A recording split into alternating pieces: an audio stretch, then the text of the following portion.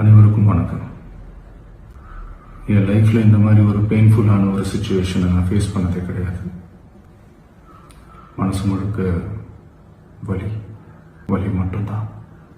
இந்த சுற்றுப்பயணத்தில் என்னென்ன மக்கள் பார்க்க வராங்க, அதுக்கு ஒரே ஒரு காரணம் தான் அவங்க என் மேலே வச்சிருக்கிற அன்பும் பாசமும். அந்த அன்புக்கும் பாசத்துக்கும் நான் எப்பவும் கடமைப்பட்டிருக்கிறேன். அதனால தான் இந்த சுற்றுப்பயணத்தில் மற்ற எல்லா விஷயங்களையும் தாண்டி மக்களுடைய சேஃப்டி, அதில் எந்த காம்ப்ரமைஸும் பண்ணிடக்கூடாதுன்றதுக்காக தான் அது என் மனசில் ரொம்ப ஆழமாக இருக்கும் அந்த எண்ணம்.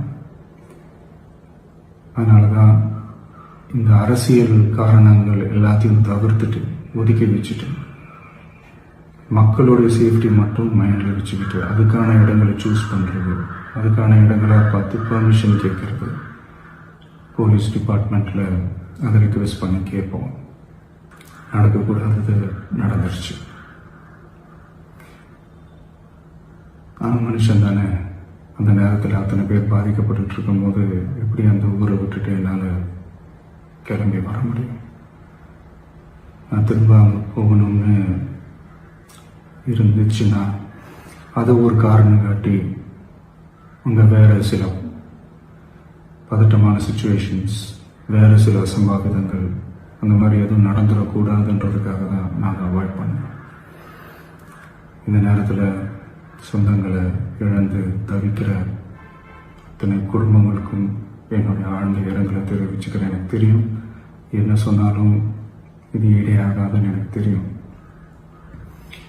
ஹாஸ்பிட்டலில் ட்ரீட் பண்ணிகிட்ருக்கிற எல்லாருமே சீக்கிரமாக க்யூர் ஆகி வரணுன்றதை இந்த நேரத்தில் நான் வேண்டிக்கிறேன்.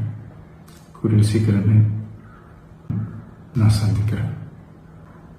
இந்த நேரத்தில் எங்களுடைய வலிகளை, எங்களுடைய நிலைமையை புரிஞ்சுக்கிட்டு எங்களுக்காக பேசின அரசியல் கட்சிகளை சார்ந்த நண்பர்கள், தலைவர்கள் அனைவருக்கும் என்னுடைய நன்றியை தெரிவிச்சுக்கிறேன்.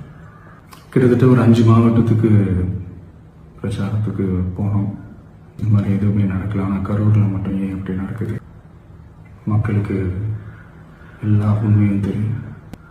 மக்கள் எல்லாத்தையும் பார்த்துக்கிட்டு இருக்கிறாங்க. கரூரை சேர்ந்த அந்த மக்கள் அந்த உண்மையெல்லாம் வெளியில் சொல்லும்போது எனக்கு கடவுளே நேரில் வந்து இறங்கி அந்த உண்மைகள்லாம் சொல்கிற மாதிரி எனக்கு தோணுச்சு. எல்லா உண்மைகளும் வெளியில் வரும். அந்த இடத்துல அங்கே போய் அந்த ஸ்பாட்டில் நின்று நாங்கள் பேசிட்டு வந்தோம். அதை தாண்டி எந்த தவறும் எங்கள் சைடில் நாங்கள் எதுவும் செய்யலை.